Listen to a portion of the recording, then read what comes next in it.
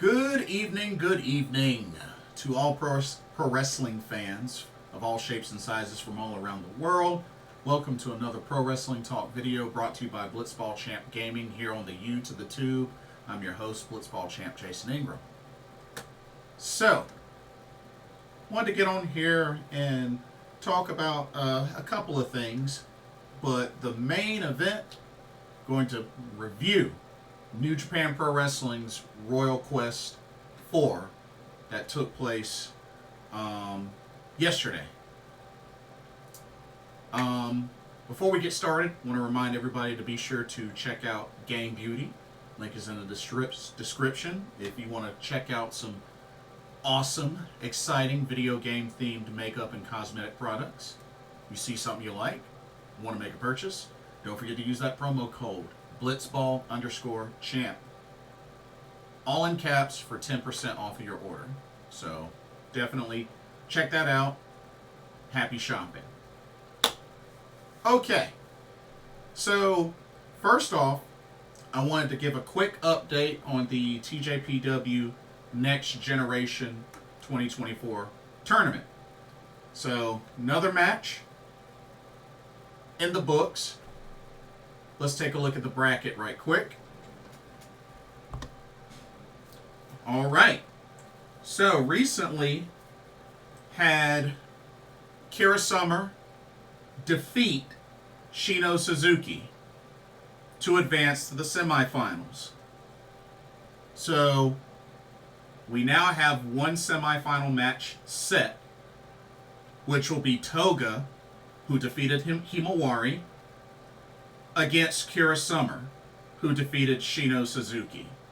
So we know that is one of the confirmed semifinal matches. But we still got two first round matches to get through. This upcoming weekend, we're going to have Haru Kazushiro taking on Utata Kami. And then next week, we'll have Wakana Uehara versus Chika Nanase. So, still got to get through these other two first round matchups. And then the semifinals will be set. They'll run the semis on November 16th.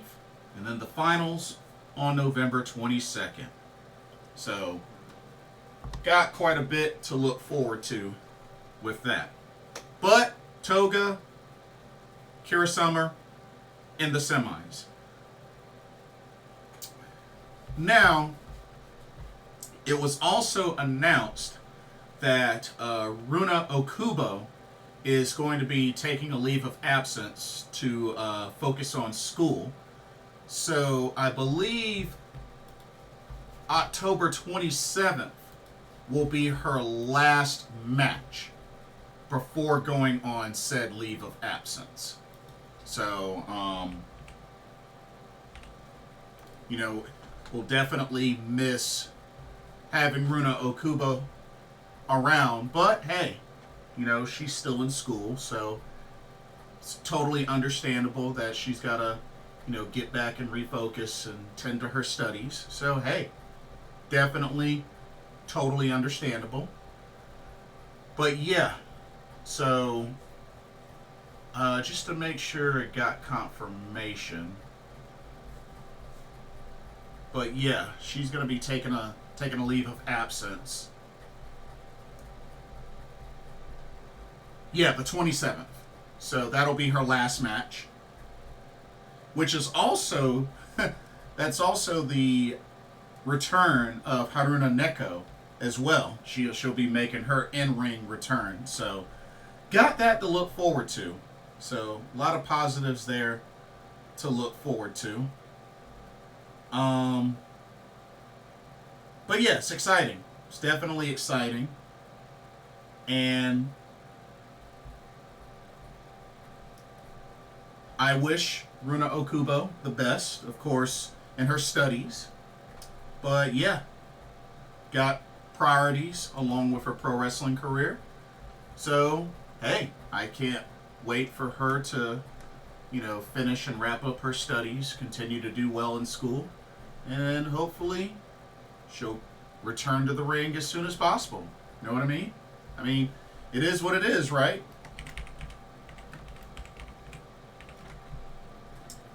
But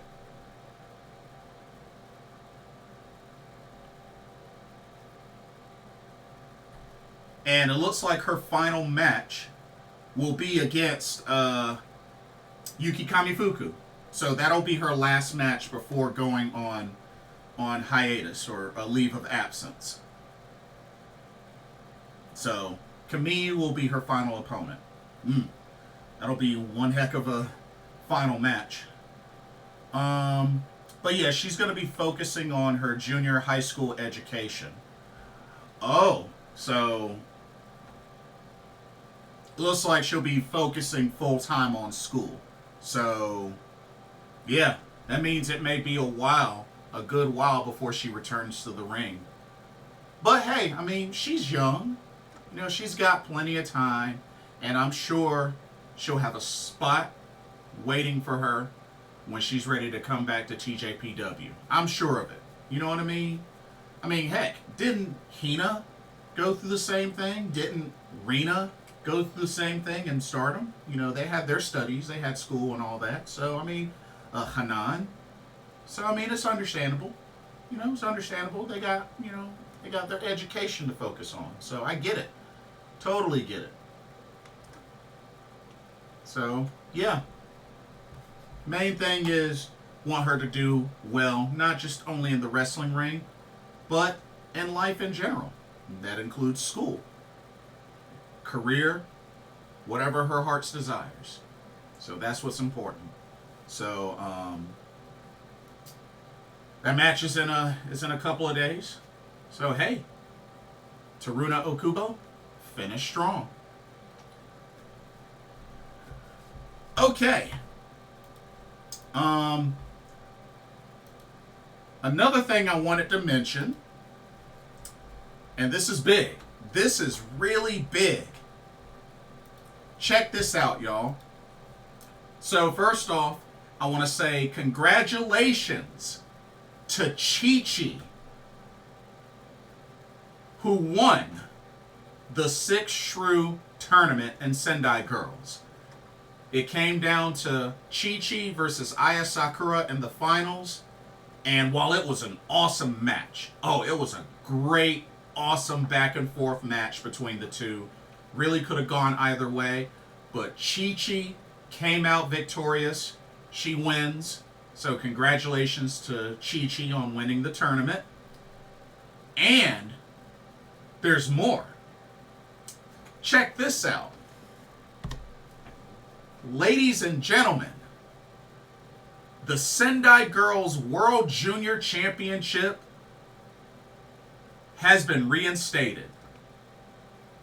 And after November 9th, it will no longer be vacant, as Chi-Chi will take on Yuna for the vacant Sendai Girls World Junior Championship. That's big news. Big, big news. Because we have to remember, the last champion was Tomoka Inaba, but then the title got vacated back in, I believe it was 2022, and the title's been vacant ever since. So, more than 2 years. But here we are, this title is now coming back. So, this is awesome. Awesome news. And on November 9th, we're going to crown a new Sendai Girls World Junior Champion. Either Chi-Chi or Yuna. Of course, Yuna, pretty much stepped to Chi-Chi after she won. So, yeah. And like I said, it should be a good match. One of these two ladies is walking away with Sendai Girls Gold. So, who knows? It might be Chi-Chi. Chi-Chi's been on a roll lately. It could be Yuna. I mean, Yuna didn't win this tournament, but, Yuna is part of the Sendai Girls roster. So, I mean, there's that. But, hey, we'll see what happens. But it's just really cool to see that this title is being brought back, and they're gonna crown a new champ. So, really, really awesome to see. Really awesome. In other news, just recently, I know what's been making a lot of buzz, especially today, is that ring announcer, well now former WWE ring announcer, Samantha Irvin, has left the WWE. She didn't get released. She quit. She resigned.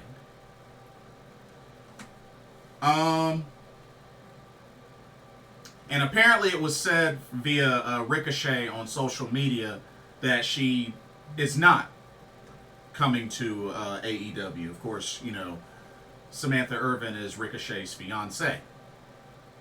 Now, first off, I want to say, definitely going to miss Samantha Irvin. I felt like she did an excellent job as a ring announcer.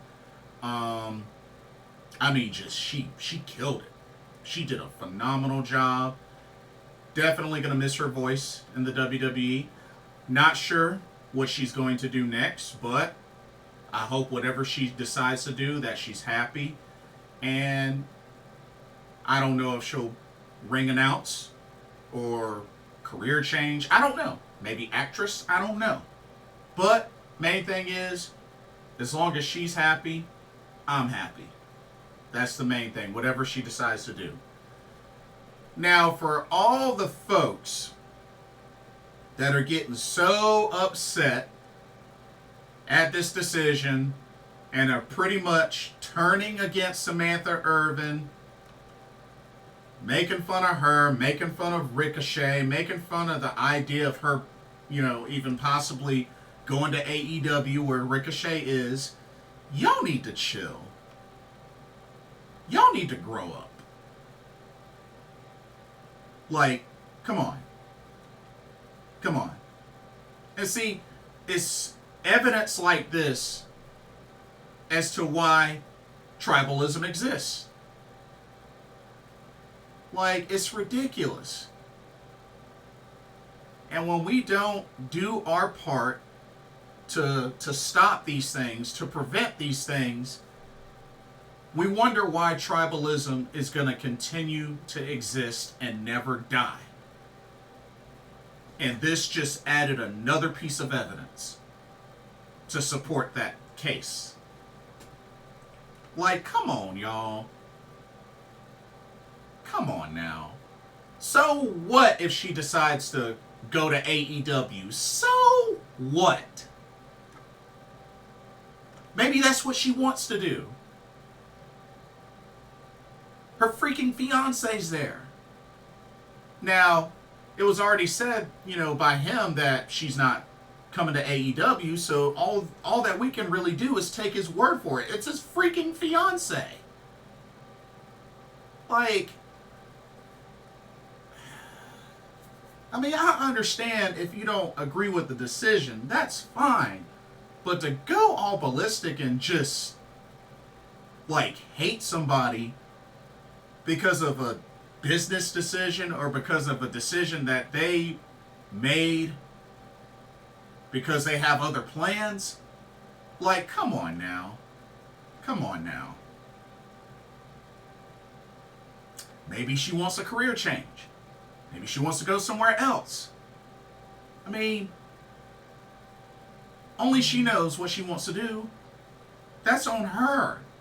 But it's like, goodness gracious, y'all. You got fans out there just going ballistic and just turning on her. I mean, we don't know the reason why she's made this decision. We can speculate all we want, but whatever the reason, that's on her. That's on her. You know, it's just like, it reminded me of fans that were turning on Bryan Danielson when he left WWE and ended up joining AEW. It's like, I would think if you're a big fan and you support the wrestler, I mean, you gotta also understand that at any point in time in their career, they could go somewhere else. That's life. That's why it's a business.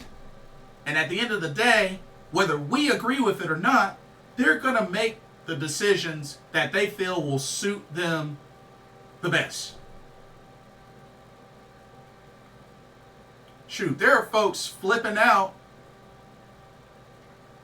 when Kairi Sane came back to the WWE. Maybe it was actually her decision. Maybe that's what she wanted to. Especially considering, let's keep it real, her second run in Stardom wasn't good. It wasn't. Let's not fool ourselves. Her second run in Stardom wasn't good. The only thing that happened was, yeah, she made history, becoming the first IWGP Women's Champion. That's it. And guess what? Lost it on the third defense.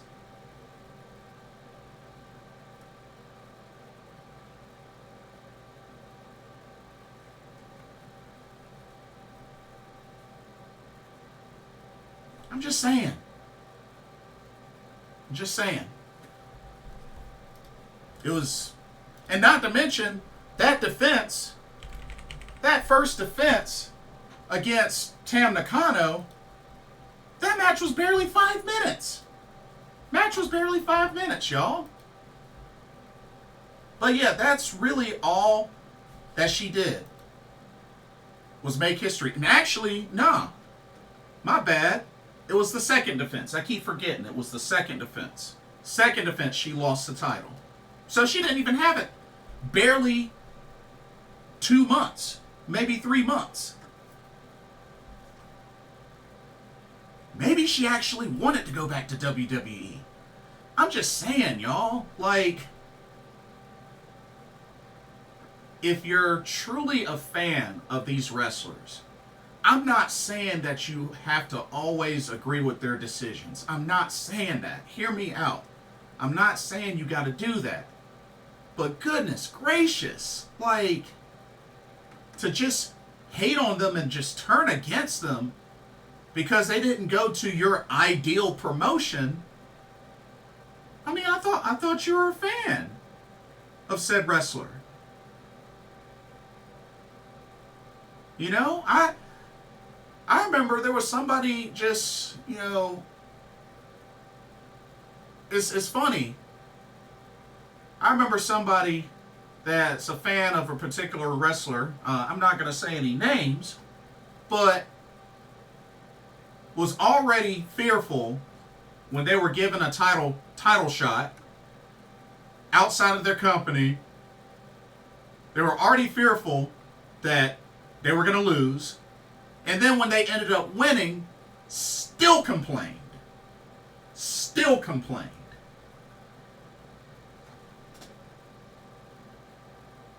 I'm just saying, like, we gotta chill on some of this. We gotta really chill on some of this.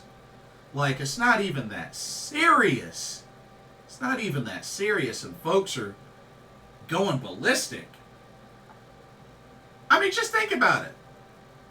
Even it hinting at the idea, even though Ricochet says, you know, that's not the case, you know, I'm gonna take his word for it. I mean, he's Samantha's fiance. But even at the thought of Samantha Irvin considering going to AEW, I know pisses a lot of fans of her off. Let's just keep it real. Be honest. Be honest. It irks you. Let's just keep it real. But it's like, maybe she wants to do that. It was very possible that maybe she actually wanted to do that. You know? But like I said, I don't know what she's going to do. I'm not going to even speculate, because at the end of the day, I believe she's going to do what she feels is best for her. And whatever she decides to do, Might not be my first choice, might not be my second choice. I might not even agree with it. But if that's what she wants to do, it is what it is. You know, it's just, man, so many instances where fans of wrestlers, they see their favorites go to a different promotion that might not be their ideal choice or whatnot, and already they want to turn on the wrestler just for doing that. Like, what about what the wrestler wants? Maybe in their mind that's the move that's best for them, for him or her. I'm just saying, we got to start considering some of these things. That's all. That's all I'm saying. Because you got folks all over social media just blowing up in a bad way about Samantha Irvin leaving the WWE. It's like, goodness gracious. It ain't even that serious.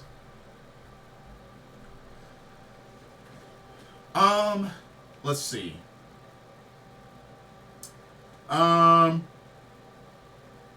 Jey Uso just lost the Intercontinental title. Well, of course, the Bloodline interfered. I do remember there were hints that was going to happen. So, I can't really get mad about it because there were hints that was going to happen. So, it is what it is. And with the Bloodline interfering, in all honesty, I think with the Bloodline interfering, I think it's going to help enhance Jey Uso's decision to swallow his pride, among other things, and team back up with Roman Reigns and Jimmy Uso. That's really all that I see that this is going to lead to. After all, you got Survivor Series, War Games next month. So, that's probably what it's going to end up leading to. That's my best guess, but we'll see. We shall see. But yeah. And also, we're a week away from Saya Kamitani getting her shot at the Pro Wrestling Wave, Regina de Wave Championship, currently held by Yuki Miyazaki. That's right. That's the opportunity that she earned from winning this year's Catch the Wave tournament. So, we'll see what happens. We might be seeing Saya Kamitani. We might be seeing the Phoenix Queen return to stardom wearing Pro Wrestling Wave gold. I'm just saying. I'm just saying. Because when you really think about it, she pretty much just about dominated that Catch the Wave tournament. Let's just keep it real. Anyway. Let's go into this New Japan Pro Wrestling goodness. Okay.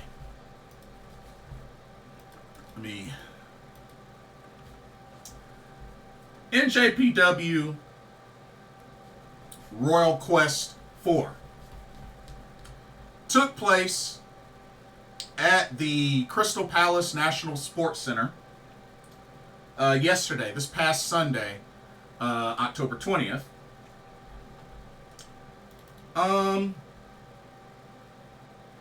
Overall, I thought it was a pretty decent show. But let's go ahead and get into these matches. Alrighty. Let's get started. So I believe we technically had one pre-show match. But yeah, let's jump right on into it. Okay, we started off with a tag match. We had the team of Youngblood, represented by Oskar Leube and Yuto Nakashima, taking on the team called Greedy Soul, which is made up of Brendan White and Danny Jones. Now, I really wasn't familiar with Greedy Souls, but I thought this match was pretty decent. thought this match was pretty decent. Oskar Leube, man, I remember because I was so used to seeing him in the Young Lion gear, but to see him in different gear, I was just like, oh man, I gotta start getting used to that. And Yuto Nakashima, I haven't seen in a while, but what I saw of Brendan White and Danny Jones, not bad, not bad. Match definitely went back and forth, and I thought there was gonna be English commentary for the show, but I guess they didn't do that. But Youngblood ended up winning the match. Oskar Leube pinned Brendan White. Him and Yuto hit that double team fireman's carry knee strike combo to pick up the victory. Youngblood, your winners. But I thought it was a decent match. I really can't complain. Alrighty, let's go to the next match, which the mystery has been solved. Alright, next up, we had another tag match. We had the team of CPF on the right side there, which is made up of Joe Lando and Danny Black. And they took on the team of the Bone Soldier of Bullet Club, Taiji Ishimori, and who was revealed as X, ended up being Robbie X. Now, Robbie X, a name that I am familiar with, a little bit familiar with. I had only seen him maybe like twice. So this was the third time. But yeah, Robbie X joins Taiji Ishimori, and he's part of Bullet Club. It was good seeing Joe Lando again. I actually have seen Joe Lando live once through DPW. This was a couple of years ago. But Joe Lando, a beast of a high flyer. Danny Black was pretty cool as well, but definitely can vouch for Joe Lando. That dude is amazing. Good match. Actually, a really good match. I like what I saw from Robbie X, especially teaming up with Taiji Ishimori. Great chemistry. And it definitely paid off as Robbie X was able to get the victory, pinning Danny Black 1, 2, 3 after hitting a beautifully executed spiral tap off the top turnbuckle. I mean, dude is quite a high flyer. And not only that, we now know that Robbie X will be Taiji Ishimori's tag team partner for the upcoming Super Junior Tag League. So, I like it. Showed good chemistry in this match, and they'll be competing together in the Super Junior Tag League. Looking forward to it. Should be good, but good match. I enjoyed this match from start to finish. Alright. Let's move on to our next match. How about the ladies? Let's showcase the ladies. Alright, more tag team action. As we had the team of Kanji and the current Rev Pro British Women's Champion, Mina Shirakawa, taking on the team of Dani Luna and Azumi.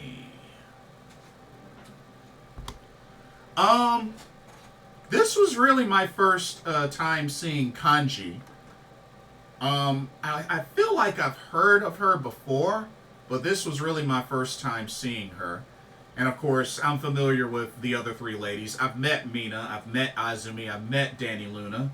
Dani Luna just recently won the DPW Best of the Best tournament. And she's actually earned herself a shot at the DPW Women's World Championship that currently is held by Miyuki Takase.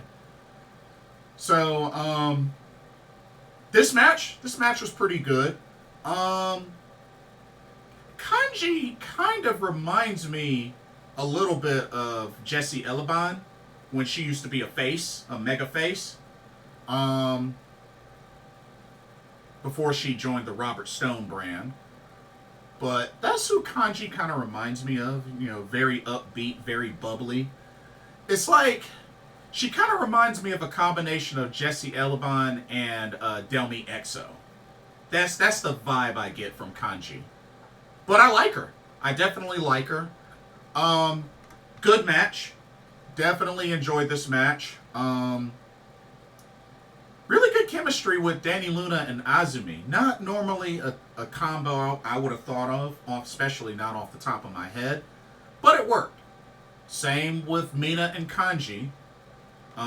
It was pretty cute seeing Kanji, you know, hype up Mina Shirakawa as she was doing her entrance dance. But overall, this was a good match. Very solid. I liked what I saw all out of these four ladies. And surprisingly, Dani Luna pinned Mina Shirakawa after hitting her with the Luna landing to pick up the victory for her and Azumi. And I think it's safe to say that she just might have earned herself a title shot at Mina's Rev Pro British Women's Championship. So, hey, I'm down. I'm totally down. Run it back. Let's do it. But overall, good match. Great job, ladies. All right. Let's go to our next match. Check it out.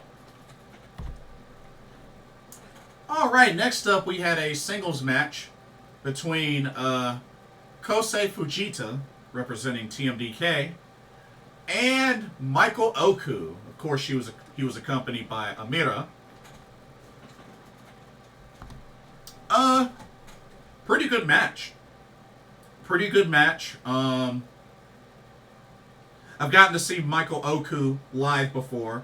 Back in Philly early this year, courtesy of GCW The Collective, through actually the Defy show. Kosei Fujita, I've definitely been liking him more and more, especially ever since joining TMDK.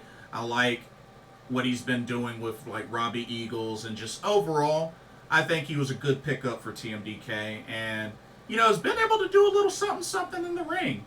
Especially, you know, he's competed in the Best Super Juniors tournament. And, you know, I'm definitely looking forward to see what more he can do and how his career in New Japan really increases, you know, really goes up. But this is a pretty enjoyable match. I honestly did not expect the finish. I did not expect the finish, but in a reversal roll-up,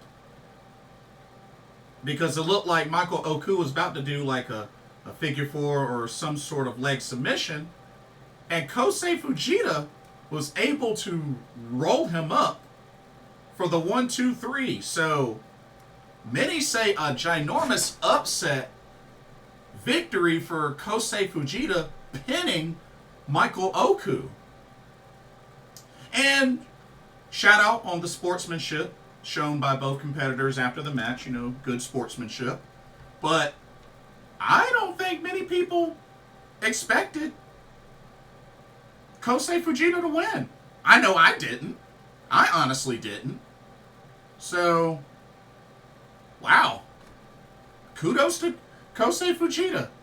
And I know he's going to be competing in the Super Junior Tag League alongside Robbie Eagles, you know, the Ichiban Sweet Boys. But, hey, this was a good victory. Good victory as he prepares for the tournament. All right, let's move on to our next match.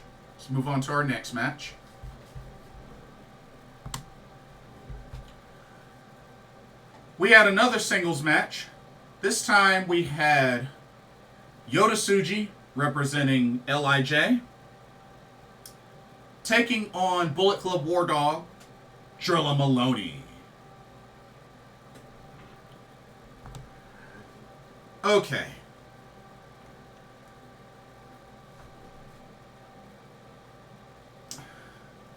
To be honest with y'all, I felt like this match was a little bit of a letdown. I felt like the pacing was pretty slow. But I don't know. And don't get me wrong, it has been kind of a while since you've really seen Drilla Moloney in a singles match. Because lately he's been in mostly tag matches, especially with the success with him and Clark Connors as Bullet Club War Dogs. But I really haven't seen a lot of Drilla Moloney in singles matches ever since Super Junior, Best of Super Juniors. But I mean, and see, I believe he also did that last year, because I remember the year where he was still technically part of United Empire before he jumped ship and joined Bullet Club. But I don't know. I just really feel like this match, and I was a little hyped for it because it's not a matchup that you normally see. I think this might have been the first time that they faced off one-on-one. But I don't know. Maybe y'all feel differently, but I wasn't feeling it. I felt like the pacing was kind of slow. I mean, there were some interesting moments, but I mean,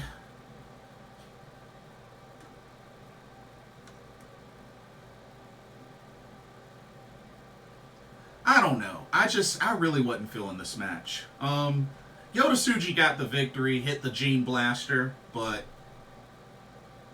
honestly, I just really feel like this match just didn't do it for me. It didn't do it for me. That's all I can really say. I would love to hear others' feedback, especially on this match specifically, but I wasn't feeling it. And I like both guys. All right, let's keep it going with our next match.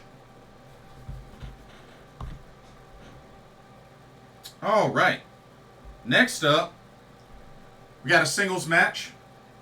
We got Shota Umino taking on United Empire's Callum Newman. This was a fun match. This was actually a very fun match. This looked back and forth, and I really, really liking what I've been seeing out of Callum Newman. I mean, especially after getting a chance to compete in the G1 Climax, like, I really love what I've been seeing out of him. Just the intensity, the speed, and just, you can definitely see that he's just been getting better and better. And who knows? I could even see him maybe have a future IWGP Junior Heavyweight Championship run. I could see it. You know, might not happen until maybe next year or so, but I could see it. I'd be down for it. Absolutely, I'd be down for it. But this match was awesome. This match was back and forth, intense, and I have to say, Shota Umino, despite entering through the crowd, interacting with the fans, he got booed heavily when he defeated Callum Newman. Finished him off with a Death Rider, pinned him for the 1-2-3, and just the shower of boos just came in. So I don't think he was used to that. But he did pick up the victory. But yeah, that was a very fun match. I actually enjoyed that match. Okay. moving on to the next match. This this was very interesting. All right, so this next match we didn't necessarily have immediately. So before we had David Finlay versus TAKA Michinoku, David Finlay was not convinced that he was going to get in the ring with TAKA Michinoku. So instead, at first, he sicked Gedo on TAKA. So first, they had a match, Gedo versus TAKA Michinoku, and let's keep it real, TAKA Michinoku pretty much won that match in like less than like maybe a minute or two, maybe less than 2 minutes. Submitted Gedo with the just face lock. The bell rung. Then afterwards, David Finlay attacks TAKA Michinoku. Then the bell rings again, and that's when this match officially started. So definitely quite an interesting sequence of how this went down. But yeah. And then, unfortunately, hate to say it, but the match between David Finlay and TAKA Michinoku, that really didn't last. That didn't last. I mean, he did his best. Match might have been like a few minutes or so, if that. But ended up eating an overkill from David Finlay. Pinned him for the 1-2-3. David Finlay, your winner. Non-title competition, because, I mean, he is the IWGP Global Heavyweight Champ. But, yeah. Pretty much was a throwaway match. Let's just keep it real. Was a throwaway match. Okay. Now, let's get into our next match. Let's keep it going. Got one more match before we get into the title matches. So, let's go to our next match. Here we go.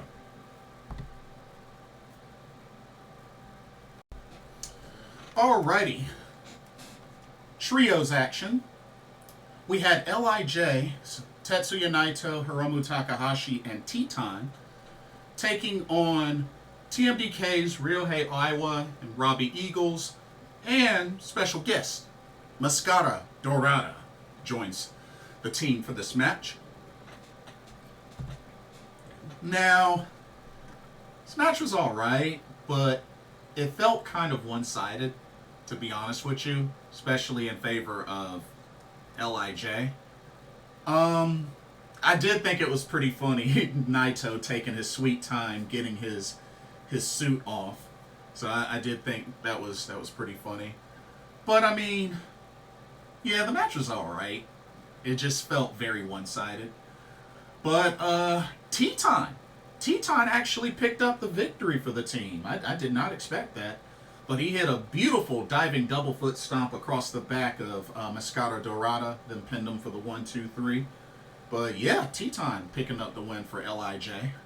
So, yeah. Good finish and whatnot.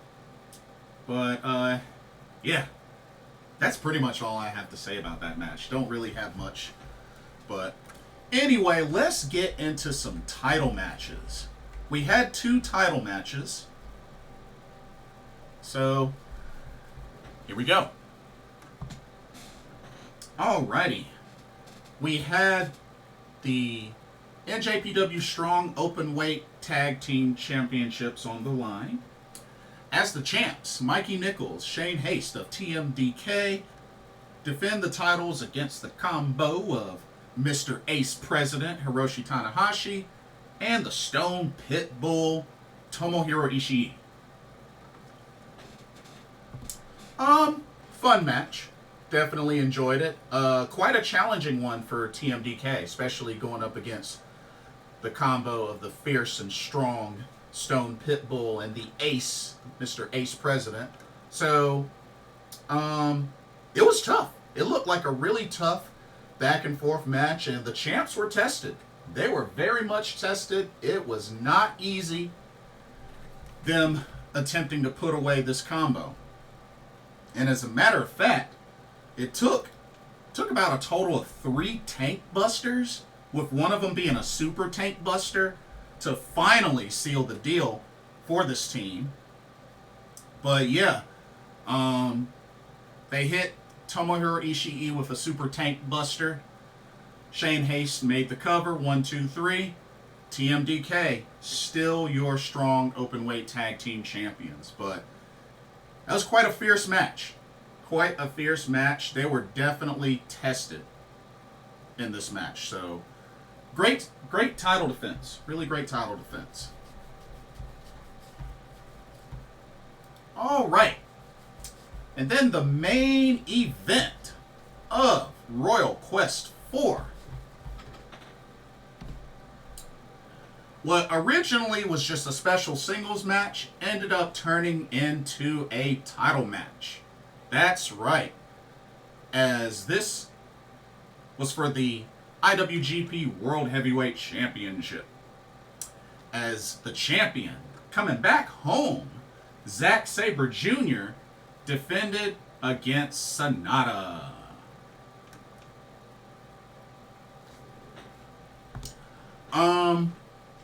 Great match. Great back and forth match. Some good chain wrestling. Some loaded with many reversals as well. Of course, the crowd was highly in favor of Zack Sabre Jr. Sanada got booed a lot, which, not surprised. But, yeah, this was a good clinic of pro wrestling. Just back and forth. Both competitors, I like both competitors.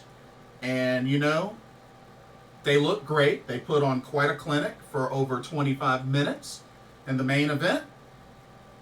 And when it all came down to it, Zack Sabre Jr. locked up Sanada in an extremely painful submission.